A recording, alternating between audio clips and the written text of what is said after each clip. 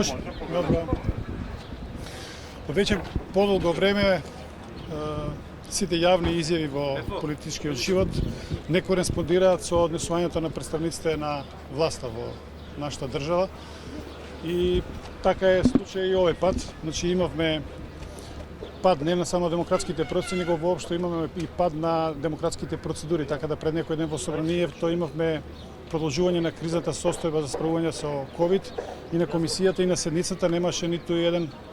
лист хартија со елементарно образложување зошто повторно се например воведува кризната состојба. Исто е и изјавите од на високите представници на државната власт во врска со договорот со Бугарија.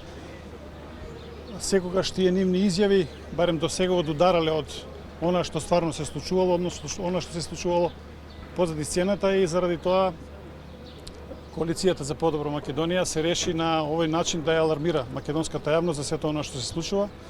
и на некој начин да успееме да ги изведеме представниците на власта јавно да се соочат пред се во собранието на Република Македонија, каде што навистина се носат сите одлуки вржани балем за најважните прашања кога станува збор за меѓународни договори, а овој меѓународен договор длабоко и ова што се случува длабоко засега во Европската конвенција за човекови права и слободи, така да од тој аспект ние ќе продолжиме